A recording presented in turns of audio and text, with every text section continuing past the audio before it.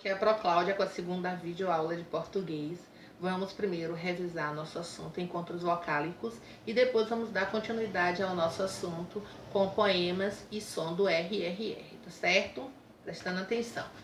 Encontros vocálicos. Quando duas ou mais vogais estão juntas na mesma palavra, damos o nome de encontros vocálicos. Então vamos ver como isso acontece. Sendo que os encontros vocálicos eles estão classificados em ditongo, tritongo e temos o hiato. Vamos agora apresentar o ditongo e o tritongo. Na seguinte, vamos apresentar o hiato. Ditongo é o encontro de uma vogal e uma semivogal. A vogal ela é pronunciada com mais intensidade. A semivogal ela já é mais fraquinha, ela tem menos intensidade. Preste atenção aqui a palavrinha água. Separei as sílabas e peguei aqui o guá. Quando eu falo guá, ó, guá, o U, ele tem uma intensidade menor, semivogal. O A, guá, tem uma intensidade maior, vogal. Tá vendo? Vamos aqui agora. Tritongo é o encontro de uma semivogal com uma vogal e uma semivogal. Preste atenção aqui embaixo, ó, preste atenção, isso. Iguais. Iguais. Quando eu falo guais, o U tem um som fraco, semivogal. O A e guá, ó, vogal, tem um som forte. Iguais. Tá vendo? Som fraco, semivogal. Vamos prestar atenção mais adiante. Aqui vocês vão ver que já tem uma diferença. Hiato é o encontro de duas vogais em que cada uma delas pertence a uma sílaba distinta, ou seja, diferente. Temos aqui a palavra saúde. Sa, vogal, o A, ó, vogal. O, vogal, ó, tá vendo? De. Então, saúde. Aqui temos ó, as vogais separadas, ó, em sílabas distintas, sendo que todas duas têm forças, ou seja, todas duas são vogais. Preste atenção que o U ele é acentuado. Quando ele é acentuado, ele é tônico, então ele vem com mais força. Temos aqui uma regra que a gente não pode esquecer, ó, vogais A, E e O, elas têm mais força. A I e a U elas são semivogais, elas são mais fracas. E quando elas são acompanhadas de uma vogal nas palavras ditongo e tritongo, elas ficam mais fraquinhas. Só vai ter força se elas forem acentuadas, né? E for de uma palavra hiato. Então, vamos prestar atenção aqui. Nós vamos agora falar um pouquinho de poema, tá certo? Esse poema, ele está no livro de vocês, é continuidade do nosso assunto. Ele está no livro de vocês, na página 26. Peguem aí, por favor. Isso, pegou? Então, vamos acompanhar a leitura? Preste atenção aqui. O hipopótamo na banheira molha sempre a casa inteira. A água cai e se espalha, molha o chão e a toalha. E o hipopótamo, nem ligo, estou lavando o umbigo. E lava e nunca sossega, esfrega, esfrega e esfrega. A orelha, o peito, o nariz, as costas das mãos e diz: agora vou dormir na lama, pois lá é minha cama. Esse é um poema infantil do autor Sérgio Caparelli e que está no livro de vocês, onde vocês vão fazer a atividade depois de toda a explicação, tá certo? Mas antes disso, vamos saber como se estrutura um poema. Preste atenção aqui.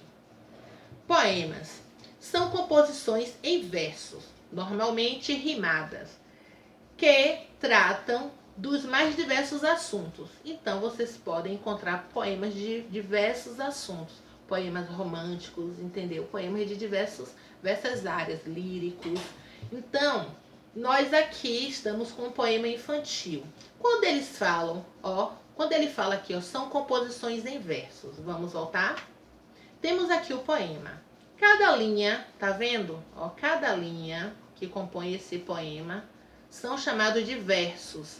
Isso aqui são versos. Cada linha, a primeira linha é um verso, a segunda linha é outro verso. Vamos voltar aqui. Tem assim agora, estrofe é o bloco de versos. As estrofes costumam aparecer separadas uma das outras. Vamos voltar. Aqui temos o primeiro estrofe, o primeiro bloco de versos. Aqui temos quantos versos? 1, 2. Primeiro estrofe, 2 versos. Segundo estrofe, mais 2 versos. Terceiro estrofe, mais 2 versos. Quarto estrofe, mais 2 versos. Quinto estrofe, mais 2 versos. Sexto estrofe, mais 2 versos. Minha pró, será que só tem estrofes com 2 versos? Não, gente. Vocês vão ver estrofes com 4 versos, com 3 versos. Depende muito da forma do poema, de como o autor escreveu, tá? Vamos voltar. O poema é um tipo textual estruturado em versos e que pode conter rimas ou versos brancos, que são os versos que não apresentam rimas. Como assim, minha pró? Preste atenção, vou voltar. Aqui, ó, banheira, tá vendo? E inteira rimou. Eira, eira. Espalha e toalha. Alha, alha. Rimou. Ligo, umbigo, ó, gó, gó. Rimou. Sossega e esfrega. Ó, gá, gá. Rimou. Nariz e diz. Ó, ri. Ó, is. Rimou. Lama e cama, ma, rimou. Então aqui é um poema com rimas. Agora preste atenção nesse aqui. Poemas com versos brancos. Esse poema você vai ver que é diferente do outro. Por quê? Porque ele não tem rima. Então ele é conhecido por versos brancos ou soltos. Aqui é um poema de Vinícius de Moraes, entendeu? Rosa de Hiroshima. Aqui é um estrofe do poema dele. Presta atenção aqui agora. Prestou? Vamos? Então vamos lá. A rosa com cirrose. A antirrosa atômica. Sem cor, sem perfume. Sem rosa, sem nada. Não teve rima. Tá vendo? Então, aqui é um poema de versos brancos. E aí, um poema de versos brancos, o pessoal diz assim, mas é um poema? É, sim. É uma outra forma, né, de estruturar um texto. Mas ele não vai deixar de ser um poema. Mas é um poema, mas, como se diz, mais formal, né? Mais formalizado. E assim, para audição das crianças, eles não curtem muito poemas assim. Vocês mesmos vão dizer, poxa, sem graça. Por quê? Porque vocês não estão ainda preparados para apreciação, né? Para apreciação de um poema assim. E aqui só tem uma estrofe. Mas vamos dar continuidade, tá? Agora, gente, depois que eu apresentei poema, porque na sequência da atividade de vocês vão estar trabalhando também com a letrinha R e RR, como empregar essas letrinhas nas palavras. E eu trouxe aqui uma musicazinha legal, que se a gente aprende a letra dessa música, a gente não vai mais se atrapalhar quando for fazer essa atividade. Vamos cantar um pouquinho? Vamos lá, preste atenção. Ops, silêncio, prestando atenção. Esse é o momento de prestar atenção, tá? Acompanhe. O R tem som forte. O R tem som forte quando está no começo da palavra. Quando está no começo da palavra. Depois da consoante, o seu som também é forte. O seu som também é forte. O seu som também é forte. O seu som também é forte. O R tem som fraco. O R tem som fraco quando está entre as vogais. Quando está entre as vogais. Às vezes usamos o R. Às vezes usamos o R no final da palavra, no final da palavra. Usamos R, usamos R no meio das palavras para o som ficar mais forte. No meio das palavras para o som ficar mais forte. O R é um dígrafo. O R é um dígrafo e só aparece entre as vogais, e só aparece entre as vogais. Nunca podemos usar o R no início nem no fim das palavras. O R no início nem no fim das palavras. A regra é assim, a regra é assim. Vocês vão aprender para nunca esquecer. Vocês vão aprender para nunca esquecer. Então, aqui vocês percebem que ele está dando as dicas de como empregar o R. O R no início da palavra, ele tem som forte, tá vendo? Quando ele está aqui, ó, entre as vogais, um R só, tá vendo? Ele tem o som fraco, ou seja, um som brando. Tá vendo? Às vezes usamos o R no final da palavra. Também temos o R no final da palavra, né? E o RR, quando ele está entre duas vogais, aí que o som dele fica forte. Então, são regrinhas que nós utilizamos, entendeu? Para que a gente não venha esquecer, tá certo? Aprendo a musicazinha para poder vocês estarem realizando a atividade de vocês. Vou passar. Pronto. Aqui eu tenho o diário. O diário, eu tenho aqui, ó, uma atividade para vocês copiarem, tá vendo? Tem assim, caderno de português. Copie a revisão de encontros vocálicos no caderno.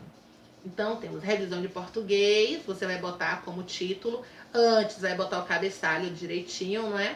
Aí tem aqui, dê o conceito. Desculpe, volto aqui. Deu o conceito de ditongo, tritongo e hiato. Ó, aqui foi esquecimento da pró, tem um acento circunflexo, viu? Aí vocês colocam, por favor. Vai dar o conceito de ditongo, tritongo e hiato. E vai copiar essas palavrinhas e vai estar classificando em ditongo, tritongo e hiato. Para número 1, vai ser ditongo. Para 2, hiato. E para 3, tritongo, tá vendo? Aí vamos fazendo.